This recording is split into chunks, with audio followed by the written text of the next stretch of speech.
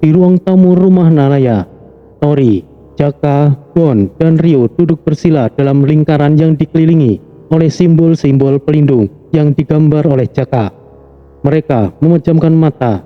Tubuh mereka mulai mengeluarkan energi samar, seolah jiwa mereka terlepas dari perjalanan dari tubuh fisik. Mereka sudah sangat ahli dalam melakukannya, jadi tidak ada kesulitan apapun. Jaka juga melindunginya agar tubuh mereka tidak terganggu dari bahaya apapun. Alam spiritual yang sama seperti alam lainnya, tapi di sini sangat bau.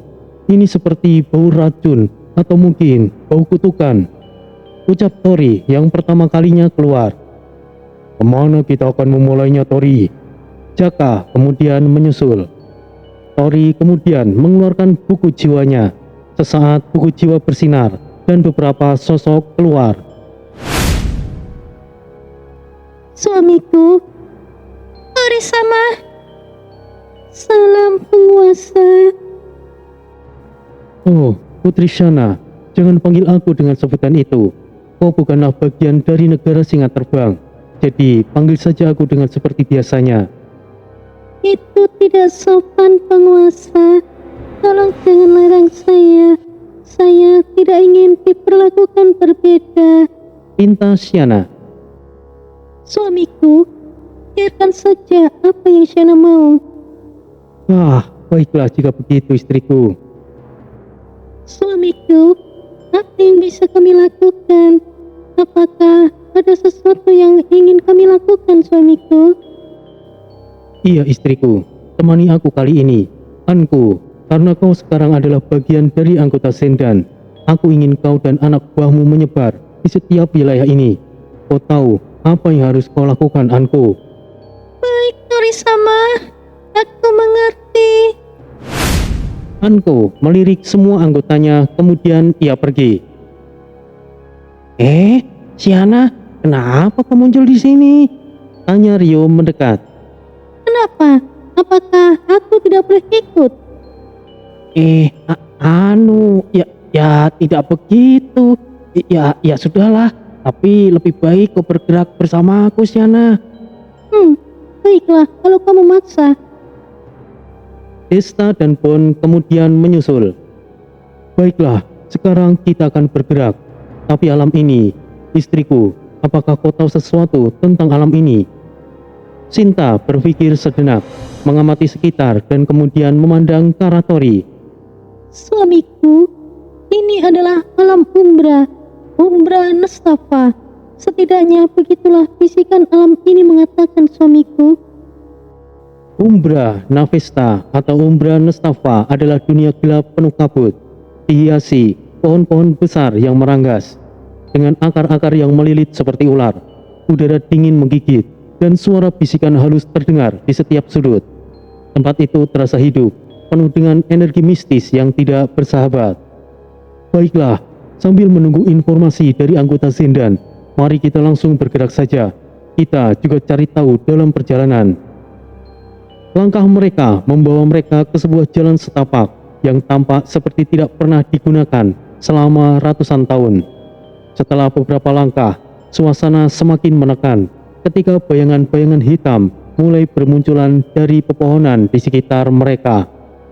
Tapi mereka tetap santai, seperti tidak terjadi apa-apa. Inilah rombongan Tori yang sebenarnya, tidak seperti saat berada di dunia ilusi. Bayangan-bayangan itu muncul, makhluk berbentuk manusia dengan wajah tanpa mata. Mereka berlari dengan kecepatan tinggi. Tangan mereka memegang senjata berbentuk sabit melengkung. Mereka itu hanyalah makhluk lemah. Serahkan semuanya padaku. Trepa! Nah, seperti inilah aku suka, Rio. Oh, aslinya aku terlihat jahat jika di luar, saudara ke-10. Kak Shana, kau. Kenapa, saudara 10? Tidak ada apa-apa. Trepa, Shana, ayo kita beraksi. Kupanggil kalian, maraku.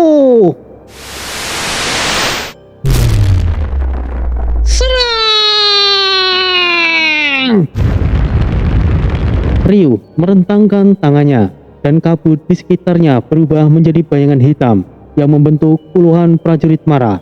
Dengan sekali gerakan, mereka memotong beberapa makhluk yang mendekat. Tetapi semakin banyak makhluk yang muncul. Hal itu membuat Ryu dan Krepa semakin kegirangan. Shiana tidak ketinggalan. Dengan pergerakan yang anggun, melumpuhkan beberapa musuh di depannya. Aku rasa Mas Ryu bisa menangani semuanya. Ayo kita lanjutkan saja. Duan memejamkan mata, merasakan getaran spiritual di tanah. Tunggu, aku bisa merasakan sesuatu. Ada energi yang besar di arah utara. Mungkin di sana adalah lokasi yang harus kita tuju.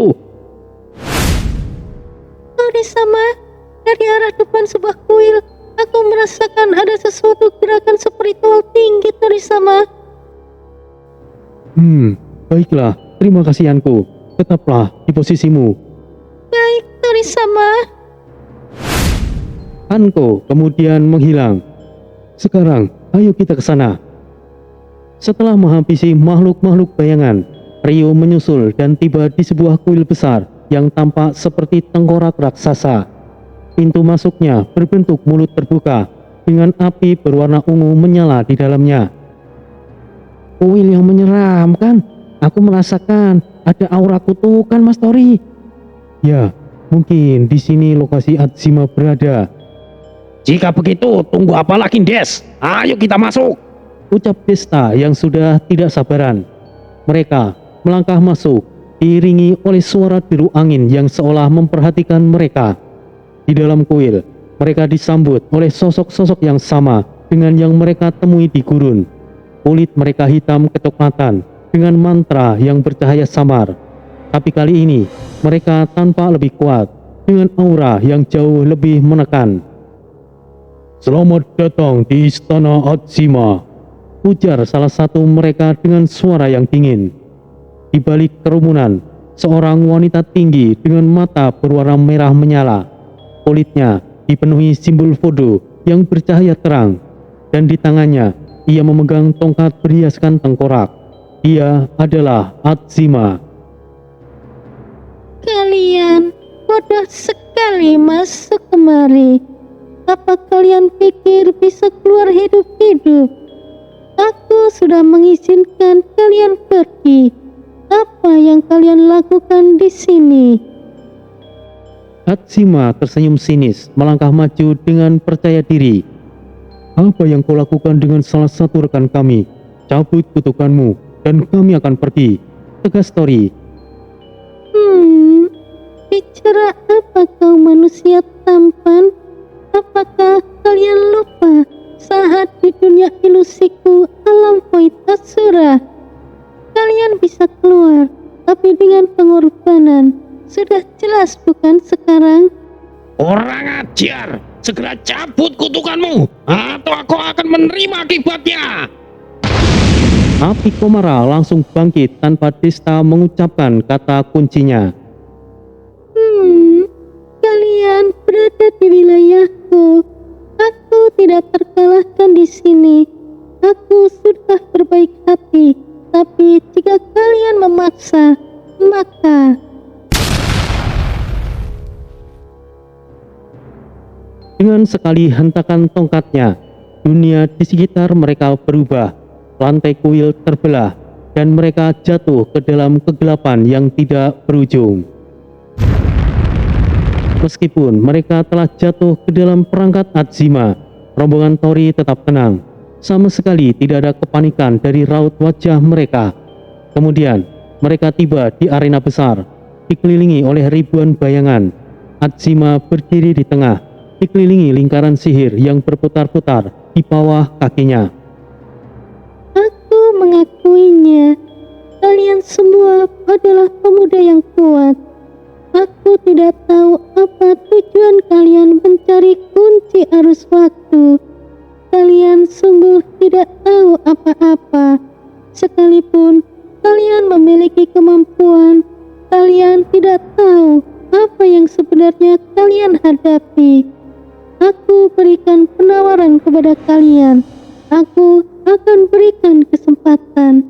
Jadilah pendampingku. Kepuasan akan kalian dapatkan dan kekuasaan akan kalian miliki. Dengan kekuatan kalian dan juga pengalamanku, kita bisa menguasai seluruh wilayah ini bersama. Kutukan yang telah rekanmu dapatkan akan aku tarik kembali. Atsima berikan penawaran. Wah, kau sok cantik penyihir jahanam. Kau kira kami mau denganmu? Lihatlah dirimu itu udah seperti badut. Tori mengangkat tangannya, menyuruh Bon untuk diam. Apa yang kau katakan itu penyihir? Tidak perlu basa-basi. Jawab Tori. Baiklah, untuk malam ini temani aku. Aku jamin kau akan... Nyonya Atsima! Nyonya! Sinta cukup panas mendengar ucapan Atsima. Dengan energi luar biasa, kekuatan sejati dari Ratu Peri. Hanya dengan energi dari tatapan Sinta, Atsima langsung terpental. Kali ini, Atsima benar-benar telah menyinggung lawan yang salah. Minggir kalian! Kata Atsima yang menolak pertolongan bawahannya. Nyonya! Nyonya! Nyonya! Berisik kalian! Diamlah! Saat Atsima bangkit, ia menggertakkan giginya dengan mata yang penuh dendam. Cairan hitam yang keluar dari mulutnya menandakan efek dari energi Sinta yang menghancurkan struktur spiritualnya. Meskipun terluka parah, ia masih mencoba berdiri dengan penuh kebencian. Atsima memang mengandalkan kekuatan voodoo, tetapi ia kurang memiliki kemampuan dalam bertarung langsung, terutama melawan energi astral tingkat tinggi seperti milik Sinta. Istriku, kau tidak perlu berlebihan. Ngomong-ngomong, kemampuanmu meningkat lagi. Makhluk sepertinya perlu diberi pelajaran lebih. Jangan memujiku seperti itu, suamiku. Aku masih jauh tertinggal olehmu. Aku harus lebih kuat lagi agar bisa terus bersanding bersamamu. Jangan memaksakan dirimu, istriku. Kau mau seperti apapun, kau tetaplah istriku. Kau tidak pernah menjauh dariku. Ucap Tori membuat Sinta tersenyum dan meredakan emosinya. Terima kasih, suamiku. Sial, apa-apaan makhluk itu? Ia bukanlah manusia, tapi bisa sekuat itu. Aku salah. Mereka rombongan yang mengerikan. Sial, jika aku menyadarinya lebih awal, aku tidak akan menanamkan kutukan bodoh. Aku harus pergi. Batin Atsima. Dengarkan aku. Aku akan mencabut kutukanku. Jadi biarkan aku pergi, atau kalian akan menghadapi bencana yang tidak akan pernah kalian bisa hindari. Hentikan omong kosongmu itu. Kutukan voodoo tidak akan pernah bisa hilang, karena itu adalah kutukan jiwa, yang mana itu terhubung dengan jiwamu. Kau akan awet muda dan lebih kuat saat targetmu mati. Kutukan voodoo hanya bisa dihilangkan dengan kematian pemberi kutukan. Aku tahu semuanya, karena aku pernah berhadapan dengan sosok penyihir yang lebih kuat darimu. Terang Jaka. Kalian pikir membunuhku akan menyelesaikan semuanya? Kalian bahkan tidak tahu apa yang sedang kalian hadapi. Aku hanyalah salah satu dari 6 pilar voodoo. Jika aku mati, yang lain akan segera tahu. Dan mereka jauh lebih kuat dariku. Biarkan aku pergi dan masalah ini selesai. Membiarkanmu pergi dan membiarkan rekanku tewas. Mau 6 pilar atau Raja Iblis sekalipun, aku tidak takut. Balas Desta. Kau sungguh arogan. Kau tidak tahu apa-apa. Aku adalah Atsima, pilar kutukan. Tapi ada 5 lainnya yang jauh lebih kuat dariku, dan masing-masing menguasai sisi gelap voodoo yang berbeda. Kalian mungkin masing-masing memiliki pendamping yang hebat, tapi ketahuilah, selain diriku, 5 pilar lainnya memiliki pendamping yang mengerikan. Kalian tidak akan bisa mengalahkannya. Pilar kutukan. Oh, jadi kalian seperti organisasi. Dan aku menebak, kau pasti yang paling lemah. Hehehe. ujar Rio sambil menyilangkan tangan. Bukan organisasi bodoh. Kami adalah inti kekuatan voodoo di dunia ini. Jika salah satu pilar runtuh, yang lain akan datang untuk memulihkan keseimbangan. Kalian telah mengundang bencana pada diri kalian sendiri. Jika aku mati, Bencana? Kau salah penyihir busuk. Yang akan mendapatkan bencana adalah kau, Hajima. Niating son ajiku komarakeni. Lindungi nyonya. Wah! Hanya dalam sekejap, cemeti api Jaka langsung membakar semua pengikut Hajima. Mereka yang lolos tidak lepas dari Krepa dan prajurit Mara lainnya. mustahil. Mereka adalah orang-orang hebat yang telah aku pilih. Jiwa mereka semua lenyap begitu saja, hanya dengan sekali serangan. Mereka adalah ancaman. Aku harus mengirimkan pesan.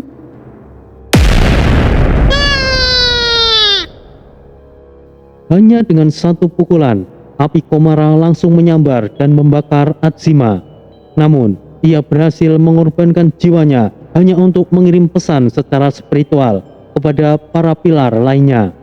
Hajima menatap Desta, senyumnya penuh dengan kebencian. Mereka akan segera datang, dan kalian akan merasakan kematian yang paling menyakitkan. Kemudian, Hajima melebur perlahan, dan aroma kutukan dan energi negatif yang menyelimuti tempat itu perlahan memudar, meninggalkan sisa abu yang mengepul di udara. Tori berdiri dengan tenang, menatap abu yang tersisa. 6 pilar voodoo. Jadi Hajima adalah salah satunya. Sepertinya kita masih punya pekerjaan lagi. Ah, jika aku tahu seperti ini, lebih baik aku tidur jahanam. Aku rindu momen di Xinjiang. Ya sudah, kau pergi saja ke Xinjiang, Pon. Yang benar saja. Aku ingin mengingat bagaimana kau diajar oleh Mogu di sana. Hah? Mogu bukanlah apa-apa untuk diriku yang sekarang ini. 10 Mogu sekalipun tidak akan sanggup menahan karismaku yang luar biasa. Mereka berdua selalu berdebat hal yang tidak penting. Tapi akhirnya mereka bisa menyelesaikan masalah dengan mudah. Kemudian mereka kembali. Tori-sama, Anko tiba bersama anggota Zen dan lainnya. Apakah ada informasi penting yang kalian dapatkan? benar Tori-sama. Kami menggeledah semua ruangan penyihir Hajima dan mendapatkan informasi penting tentang 6 pilar voodoo. Katakan Anko. Pinta Tori, kemudian Jaka dan lainnya mendekat. Baik Tori-sama, Hajima adalah pilar kutukan dan yang lainnya adalah Anko kemudian menjelaskan. Mokaja, pilar kematian, penguasa ritual kematian dan nekromansi yang mampu menghidupkan kembali pasukan mayat hidup. Nyahira, pilar kehancuran, penyihir penghancur dengan sihir penghancur besar yang bisa memusnahkan kota dalam sekejap. Sandolo, pilar pengendali jiwa, menggunakan kekuatan boneka jiwa untuk mengendalikan musuhnya.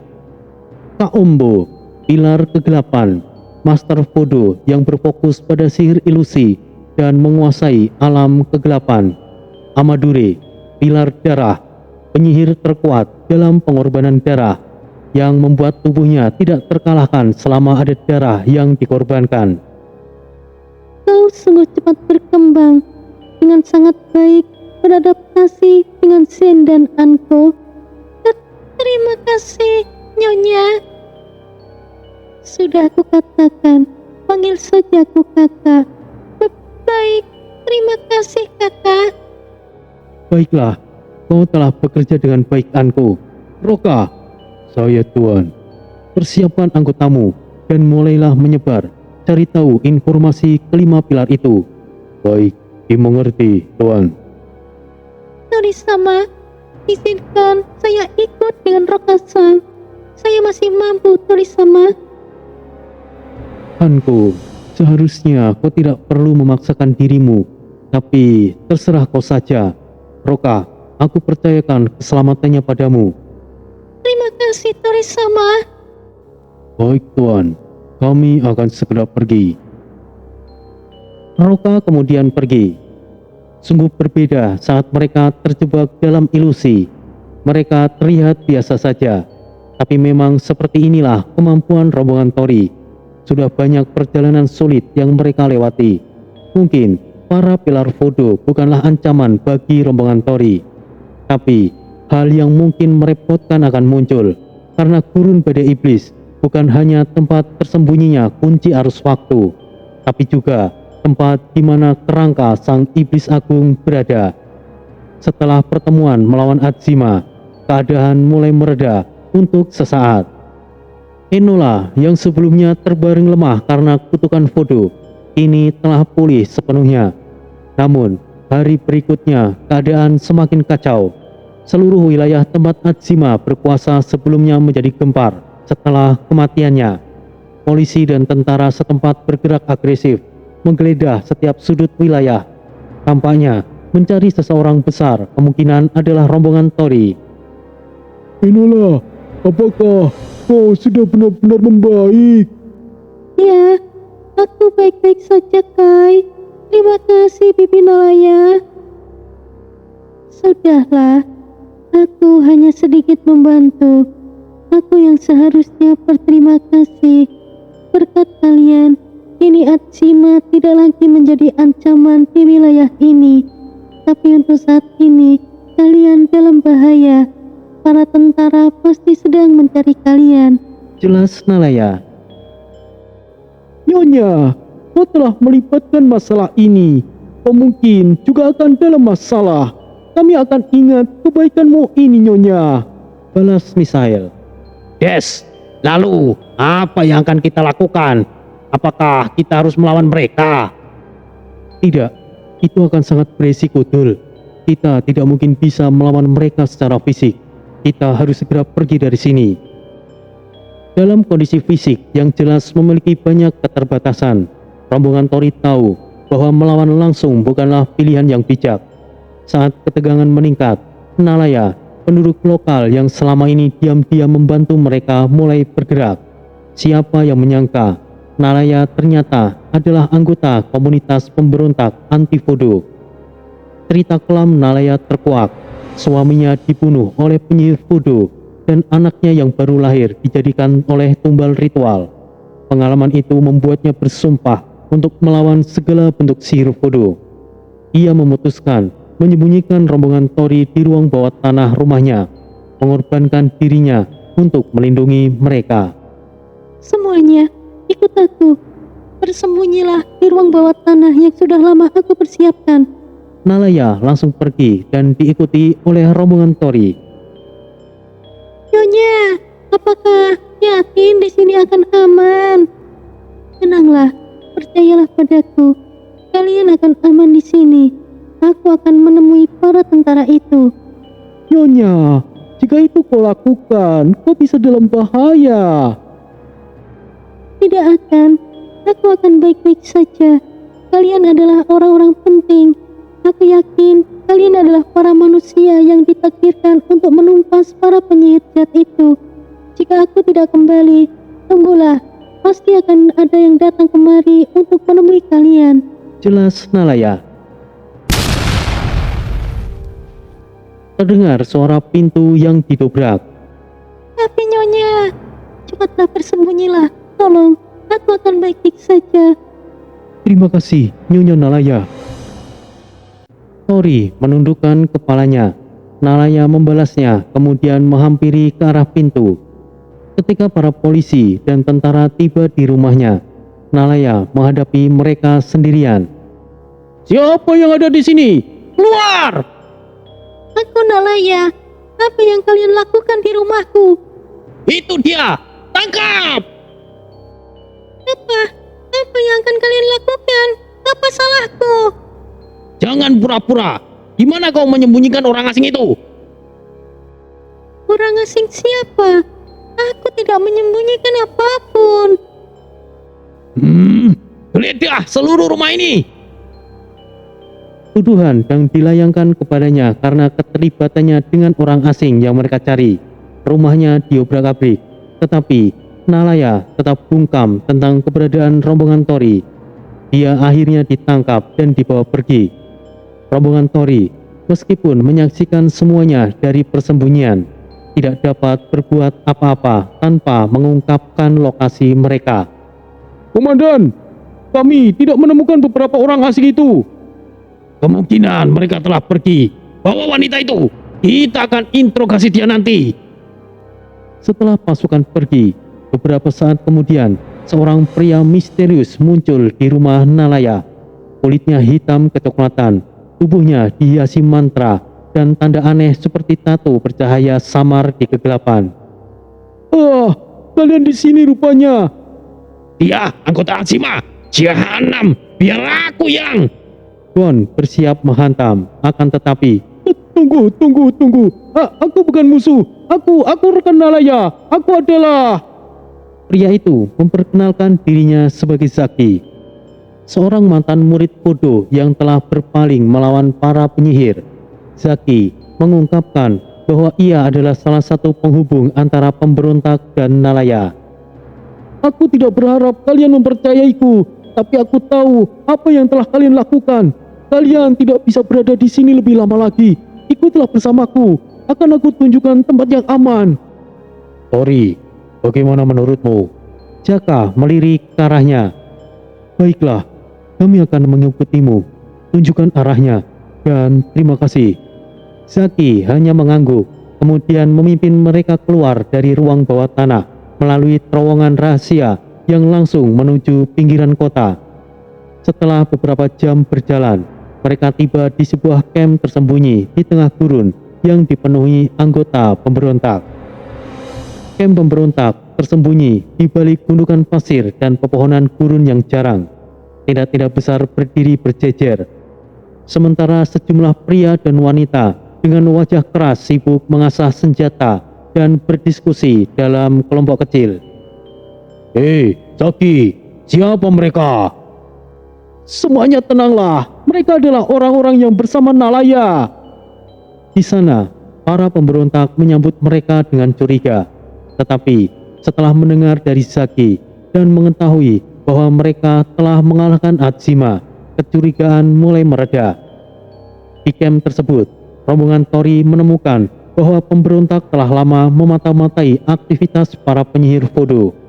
Mereka memiliki peta lokasi-lokasi penting yang dikuasai oleh 5 pilar voodoo lainnya, serta data tentang jaringan voodoo yang jauh lebih besar daripada yang mereka duga.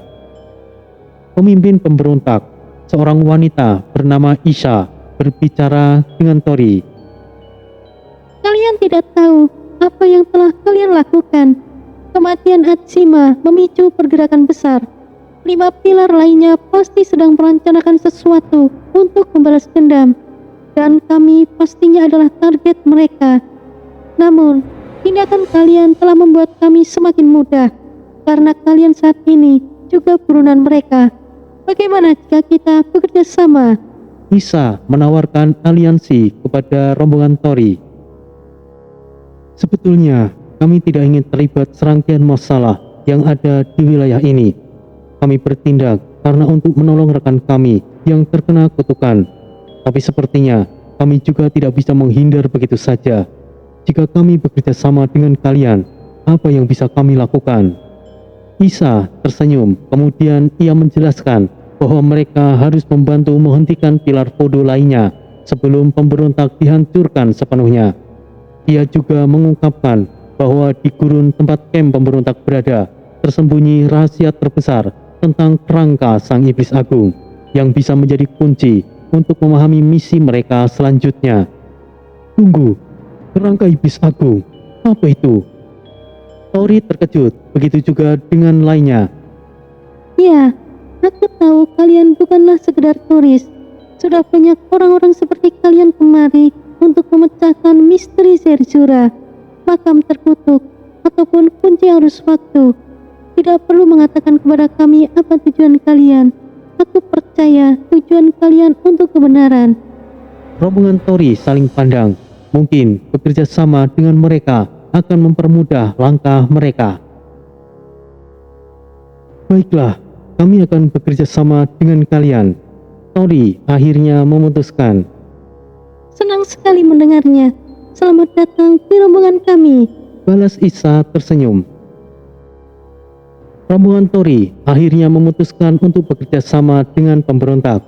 Gon, Desta dan lainnya mempersiapkan strategi. Sementara Jaka memeriksa peta dan data yang dimiliki pemberontak. Rio tetap menjaga kewaspadaan, sementara Enola meskipun sudah pulih tanpa merenung dari biasanya. Jangan terlalu keras pada dirimu sendiri, Enola, Kata Desta kepada Enola di sela-sela persiapan. Aku hanya memikirkan Nalaya. Ia mengorbankan dirinya dan aku tidak tahu apakah kita bisa menyelamatkannya. Jawab Enola dengan nada yang sedih. Desta menggenggam bahunya. kita akan kembali untuknya. Dia orang baik, tapi untuk sekarang kita harus mempersiapkan segalanya terlebih dahulu. Saat waktunya tiba, kita akan menolongnya, Enola. Kini, rombongan Tori harus terlibat konflik di wilayah tersebut. Tidak ada pilihan juga baginya. Bergabung dengan rombongan para pemberontak adalah satu-satunya jalan agar aksi mereka lebih mudah. Setelah diskusi panjang bersama Isa dan para pemberontak, rombongan Tori akhirnya memutuskan rencana mereka. Keputusan tersebut diambil dengan penuh kehati-hatian, mengingat ancaman para pilar utama Voodoo dan pengikutnya yang tersebar di seluruh wilayah gurun badai iblis.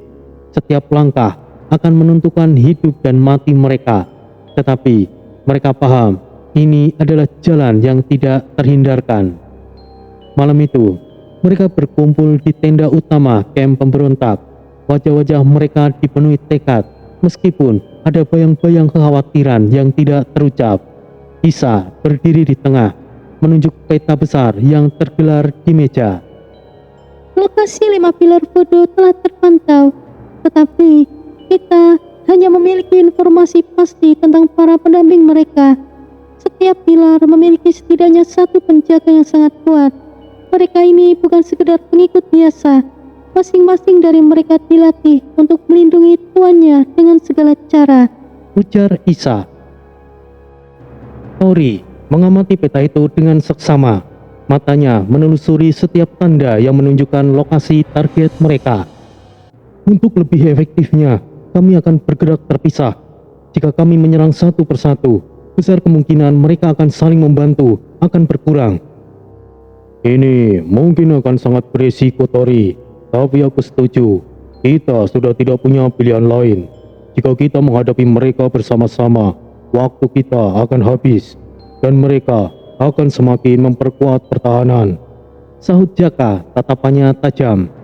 Benar, lagi pula, siapa yang tidak suka tantangan? Aku sudah siap. Tambah Desta sambil menyeringai kecil. Bon, yang sendiri tadi diam, akhirnya angkat bicara. Kita semua tahu kemampuan masing-masing. Aku percaya, ini bukan soal siapa yang lebih kuat, tapi bagaimana kita bisa bertahan dan menyelesaikan tugas kita. Mari kita hajar para jahanam itu. Rio hanya mengangguk pelan, tidak banyak bicara, tapi sorot matanya penuh dengan determinasi. Baik, aku rasa kita semuanya memiliki kemampuan untuk berpindah jiwa. Kita akan bertindak secara astral protection, dan tubuh kita akan disembunyikan dalam kesadaran spiritual kalian. Aku tidak perlu menjelaskan panjang lebar, karena kita semuanya sudah memahami metode ini. Semuanya mengangguk paham. Setelah diskusi panjang, mereka pun akhirnya membagi tugas. Desta akan bergerak menuju selatan, di mana salah satu pendamping Voodoo, seorang wanita yang dikenal dengan nama Tetsuba, dikabarkan berada. Ia memiliki kekuatan api destruktif yang sebanding dengan kemampuannya mengendalikan amarah. Tori akan menuju ke arah barat untuk menghadapi seorang pendamping bernama Purijala, seorang pengendali petir yang ganas. Lokasinya berada di dekat jurang yang disebut Mulut Gurun. Jaka menuju ke timur, di mana seorang pria besar bernama Tinak menunggu. Tinak dikenal sebagai pendamping dengan kemampuan bertahan luar biasa. sering dijuluki sebagai perisai iblis. Bond akan bergerak ke arah barat daya, di mana ia akan menghadapi seorang ahli bumi bernama Okalawi yang konon mampu memanipulasi tanah untuk menjebak musuhnya tanpa ampun. Rio memilih bergerak ke utara untuk menghadapi Zelata, seorang pengguna sihir ilusi tingkat tinggi. Lokasinya berada di sebuah lembah gelap yang hampir tidak bisa ditembus cahaya. Sementara itu, Misael dan Kaiten akan bergabung dengan pemberontak untuk menyusup ke benteng utama pasukan tentara, di mana Nalaya ditahan. Mereka akan menghadapi penjagaan ketat, tetapi Misael dengan kemampuan spiritualnya dan Kaiten dengan keahlian fisiknya yang diyakini mampu membuka jalan. Di kamp pemberontak, Kimi dan Enola tetap berada untuk mempelajari peta dan dokumen-dokumen penting tentang kerangka iblis agung. Informasi itu dianggap vital untuk menentukan langkah selanjutnya, termasuk mengantisipasi gerakan para pilar utama. Sebelum berangkat, suasana camp terasa hening. Masing-masing anggota sibuk mempersiapkan peralatan dan senjata mereka. Ori, apakah kau yakin dengan keputusanmu ini? Aku yakin, Jaka, dan aku percaya kalian semuanya pasti bisa. Baiklah kalau begitu, kita pastikan tidak ada yang tertinggal. Aku sangat menghargai kepercayaanmu padaku. Jaka tersenyum kecil sambil membusungkan dadanya. Tori bilang percaya pada kita, bukan sama kau saja Jaka. Apa-apaan gayamu itu? Jahanam kau itu. Bang Bon, memang begitulah Bang Jaka. Ia memang kuat jika dapat ujian. Aku percaya padamu Mas Jaka. Kau memang saudaraku sehidup semati, Mas Rio. Tingkah Jaka semakin menggelikan yang membuat Bon begitu risih. Di sisi lain, Desta menghampiri Enola yang masih tampak murung. Hei Enola, kau yakin tidak apa-apa tinggal di sini? Enola mengangguk. Aku akan baik-baik saja. Fokuslah pada tugasmu, Kak Desta. Dan hati-hatilah. Desta menepuk bahunya dengan lembut. Jangan khawatir Enola, aku pasti akan kembali dengan kemenangan. Misael dan Kaiten juga bersiap dengan rombongan pemberontak. Kita harus bergerak cepat. Semoga Nalaya masih hidup. Kita tidak boleh melambat menyelamatkannya. Kau bicara seolah-olah kita akan gagal. Tenang saja, Misael. Aku akan menghancurkan setiap halangan yang ada di depan kita. Sahut Kaiten menyeringai. Oh, mereka begitu percaya diri. Apa mereka tidak tahu apa yang akan kita lawan? Alah, biarkan saja. Toh nanti mereka ketakutan sambil terkencing-kencing. Ya, aku menunggu saat itu terjadi. Bisik para pemberontak. Saat fajar menyingsing, mereka pun mulai bergerak. Tori, Desta, Jaka, Bon dan Rio meninggalkan camp satu persatu, menuju lokasi masing-masing. Di setiap langkah mereka, bahaya mengintai. Sementara itu, Misael dan Kaiten memimpin pasukan kecil pemberontak menuju benteng utama dengan hati-hati, mencoba menghindari patroli musuh. Kimi dan Enola tetap berada di camp, mempelajari setiap detail peta dan dokumen. Namun, semakin mereka menggali informasi, semakin mereka menyadari bahwa gurun badai iblis menyimpan lebih banyak rahasia daripada yang terlihat. Enola, lihat ini. Ada sesuatu yang tidak beres dengan cara mereka menyusun peta ini. Apa maksudmu, Kimi? Aku pikir-pikir, ini bukan hanya sekedar peta. Ini petunjuk untuk sesuatu yang lebih besar. Mata Enola membulat, menyadari bahwa apa yang mereka cari mungkin tidak hanya terkait dengan kunci arus waktu, tetapi juga dengan kerangka iblis agung itu sendiri. Perjalanan Desta menuju ke arah selatan. Langit mulai memerah di atas gurun badai iblis saat Desta melangkahkan kakinya keluar dari wilayah pemberontak. Angin kering yang membawa butiran pasir menerpa wajahnya, menusuk pori-pori kulit seperti ribuan jarum halus. Setiap langkah yang diambilnya terasa berat, bukan hanya karena medan yang sulit, tetapi juga beban misi yang ia emban. Gurun itu tidak hanya menantang fisik, tetapi juga mental. Sejak awal, Desta tahu perjalanan itu tidak akan mudah.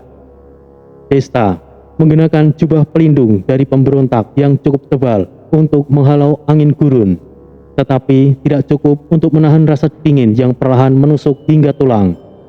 Ia menghela nafas, menatap cakrawala yang seperti tidak berujung. Sial, sudah sejauh ini, tapi rasanya masih seperti tidak bergerak kemana-mana. Gumam Desta dengan pelan. Tanah yang ia pijak mulai berubah.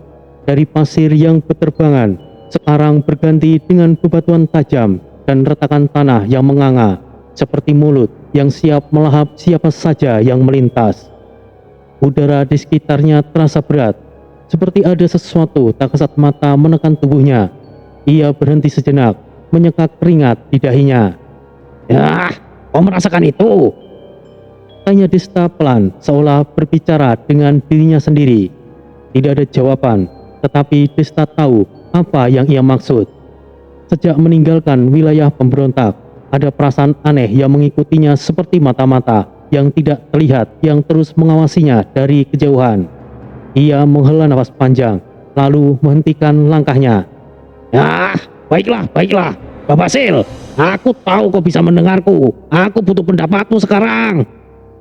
Perlahan, Desta memejamkan matanya, mengosongkan pikirannya, dan merasakan energi di sekitarnya.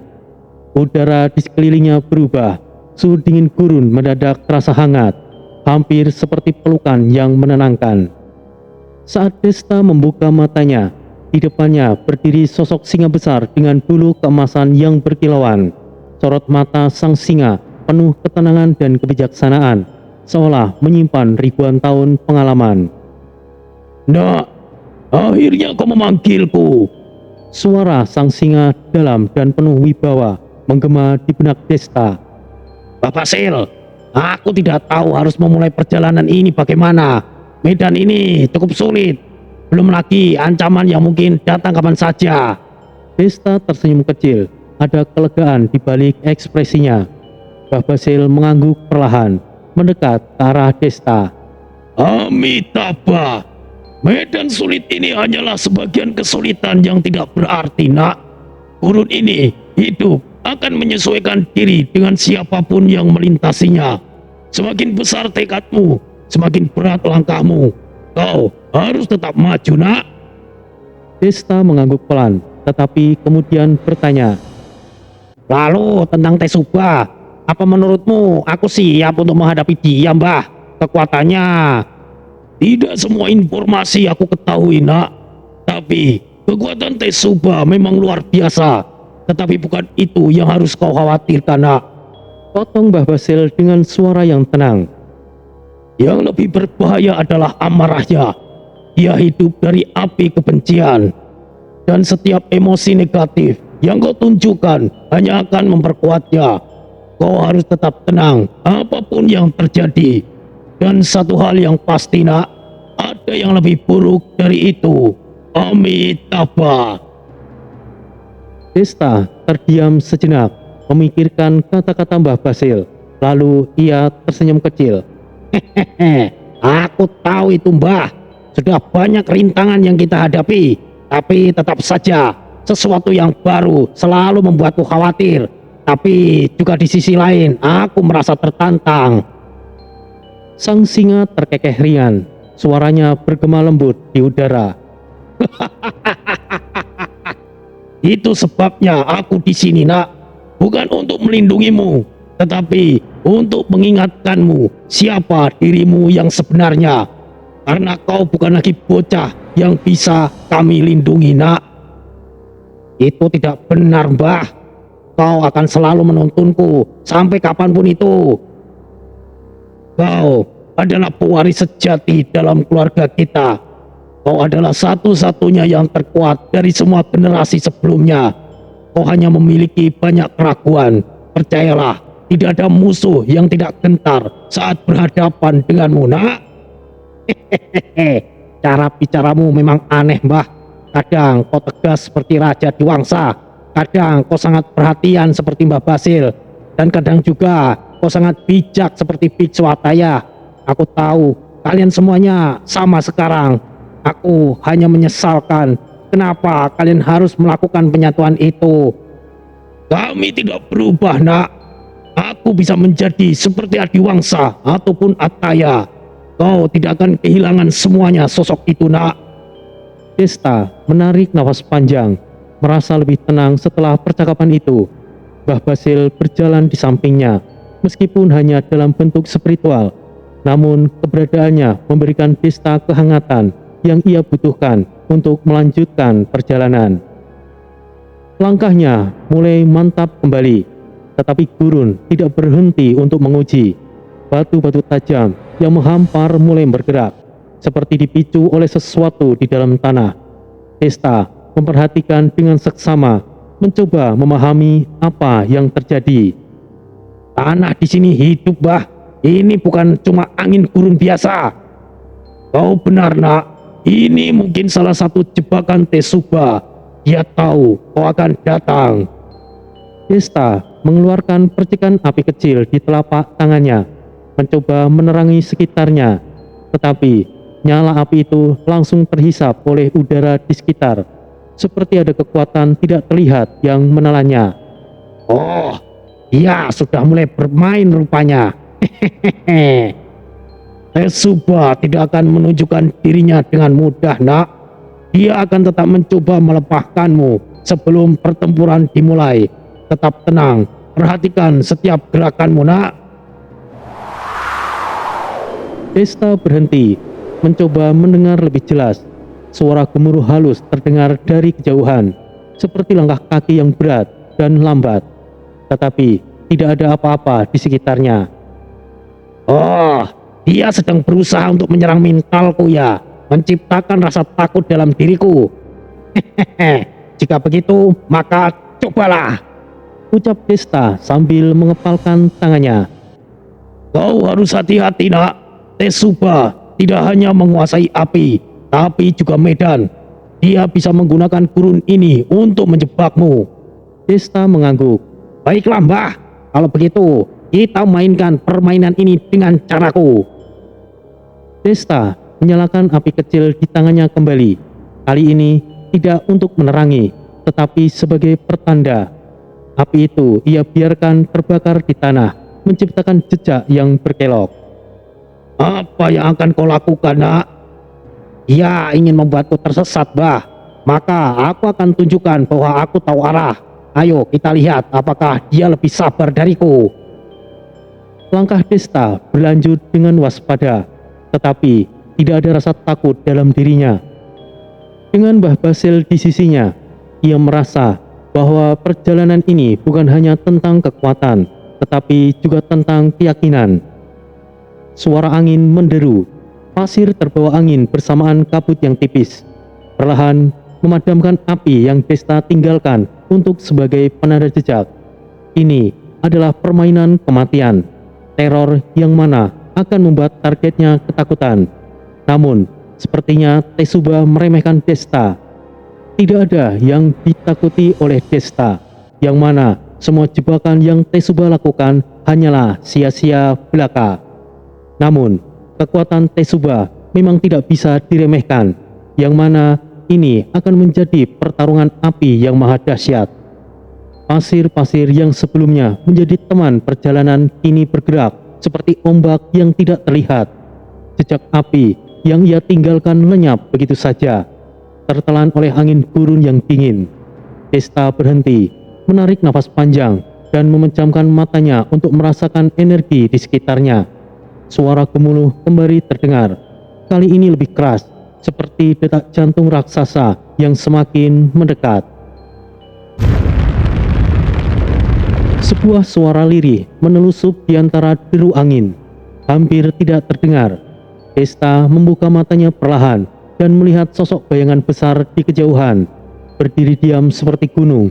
Namun bayangan itu bergerak, perlahan tetapi pasti, dan mulai mendekat.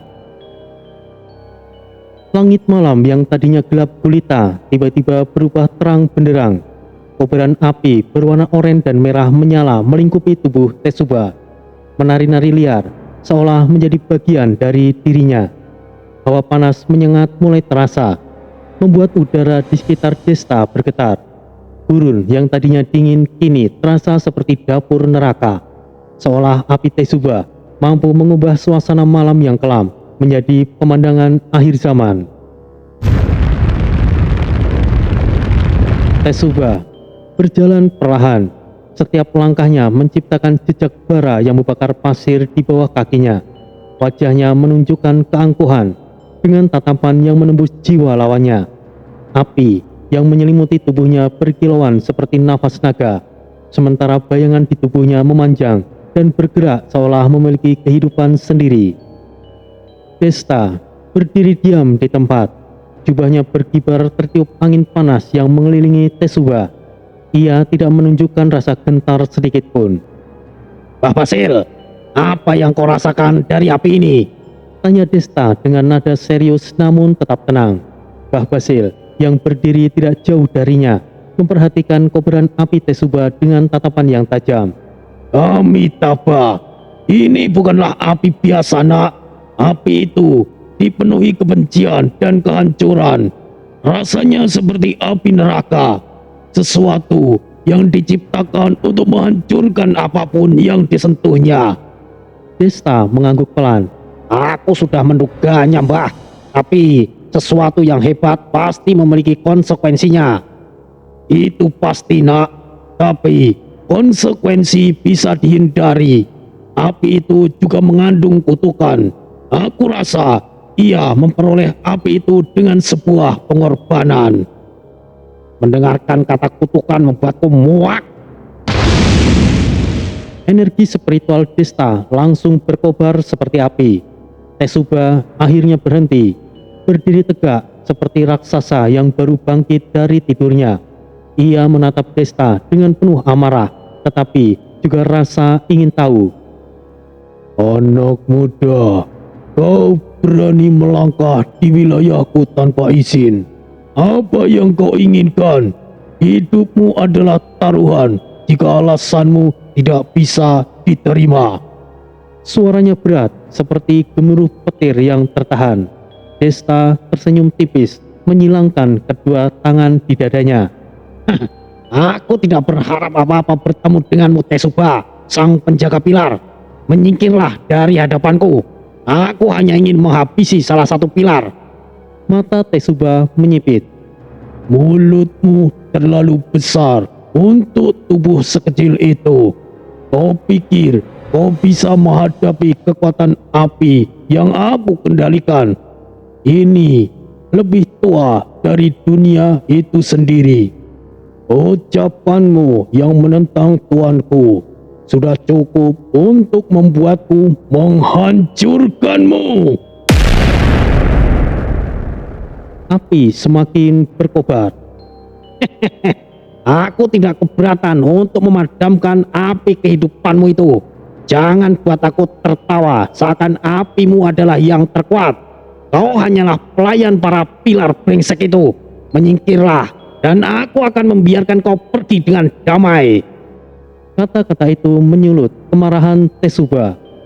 Kau sangat arogan hanya dengan sedikit kemampuan. Jika kau ingin mati, aku akan memberikan kehormatan itu. Jika begitu, majulah. Niating sonachiku komarakeni. Nyala api Desta membayang-bayangi kobaran api Teshubba, menunjukkan bahwa sama kuatnya. Bocah yang tidak tahu diri, aku tidak perlu bertindak hanya untuk menghabisimu, bocah. Teshubba mengangkat tangannya ke langit, memanggil kekuatan yang terkubur di dalam bumi. Suara gemuruh terdengar, diikuti retakan-retakan besar di tanah yang memancarkan cahaya merah menyala. Pasir dan batu berterbangan di udara, menciptakan badai api kecil. Apa yang ingin kau lakukan? Jangan buang-buang waktu denganku. Tanah di depan Teshubba terbuka lebar, seperti mulut raksasa yang siap melahap apapun. Di dalam lubang itu muncul sosok mengerikan. Tubuhnya besar, setinggi pohon, dengan kulit yang menyala-nyala seperti bara.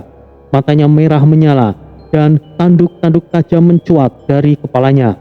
Makhluk itu nampaknya merupakan roh api purba, mengeluarkan raungan yang mengguncang tanah di sekitarnya. Makhluk itu bernama Ignatar, sang penjaga api abadi. Teshubba menatap Desta dengan senyuman sinis. Ignatar, sang penjaga api, lumat mereka hingga menjadi abu. Sosok itu langsung meraung dan menatap tajam ke arah Desta. Hehehe, kau hanya makhluk besar tanpa otak. Baiklah, biarkan aku. No, serahkan padaku makhluk itu. Potong Mbah Basil. Mbah Basil maju ke depan, berdiri di antara Desta dan Ignatar. Simpan energi spiritualmu itu, nak. Kau tidak perlu bertindak. Dano Yaksa.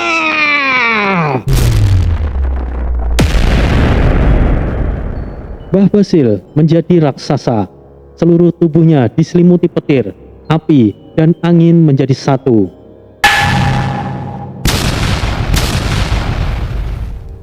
Pertarungan sengit pun akhirnya dimulai. Mbah Basil berubah wujud menjadi singa emas raksasa. Tubuhnya bersinar terang, gabungan dari 3 elemen. Cakar dan taringnya dipenuhi energi spiritual yang mampu menandingi panas Ignatar. Ignatar menyerang lebih dulu, mengayunkan tangannya yang besar, menciptakan gelombang api yang meluas ke segala arah. Mbah Basil melompat tinggi, menghindari serangan itu, dan mencakar udara, menciptakan gelombang energi yang menembus tubuh Ignatar. Serangan itu hanya membuat makhluk itu mundur beberapa langkah. Ignatar membalas menyerang dengan raungan yang menciptakan badai api, memaksa Mbah Basil untuk bertahan dengan perisai energinya. Pasir di sekitar mereka meleleh menjadi kaca akibat suhu dingin yang dilepaskan oleh Ignatar. Lumayan. Sosok hewan buas itu bisa mengimbangi Ignatar. Tidak buruk, batin Teshubba. Sementara itu, Desta berdiri diam, memperhatikan pertarungan tersebut dengan sorotan mata yang tajam. Ia tahu ketika saatnya tiba, ia harus menghadapi Teshubba. Tetapi untuk saat ini, ia harus mempercayakan Mbah Basil untuk melawan Ignatar. Pertarungan antara dua makhluk besar itu terus berlangsung, menciptakan kehancuran di gurun yang sunyi. Pertarungan sengit antara Mbah Basil dan Ignatar berakhir dengan ledakan dahsyat. Tubuh Ignatar yang membara perlahan mengecil, berubah menjadi serpihan-serpihan api yang tersebar di udara, hingga akhirnya lenyap sepenuhnya. Debu dan pasir yang meleleh menjadi kaca mencerminkan kemenangan Mbah Basil, yang kini kembali berdiri tegap dalam wujud singa emasnya. Teshubba berdiri terdiam, matanya membelalak penuh keterkejutan. Ia tidak pernah menyangka bahwa makhluk sekuat Ignatar, penjaga api abadi, dapat dikalahkan oleh manusia atau setidaknya oleh seseorang yang terlihat seperti manusia. Tidak ada lawan sebelumnya yang mampu melawan Ignatar hingga detik terakhir, apalagi menghancurkannya. tidak mungkin. Ini tidak pernah terjadi. Ignatar kalah begitu saja, batin Teshubba. Namun, keterkejutan itu hanyalah berlangsung sejenak. Kesempatan seperti itu tidak boleh disia-siakan. Jika Ignatar telah lenyap, maka lawan seperti Mbah Basil tidak boleh dibiarkan hidup. Amarah membara di dalam dirinya. Kobaran api yang mengelilingi tubuhnya semakin liar dan tidak terkendali. Hawa panas yang memancar darinya meningkat, membuat pasir di sekitarnya mendesis dan kembali meleleh. Tanpa peringatan, Teshubba melesat seperti meteor, menerjang langsung ke arah Mbah Basil. Api yang menyelubunginya berkobar dahsyat, menimbulkan jejak cahaya merah menyala di langit malam. Ia yakin dengan serangan itu Mbah Basil akan terbakar hingga menjadi abu. Namun, kenyataan berkata lain.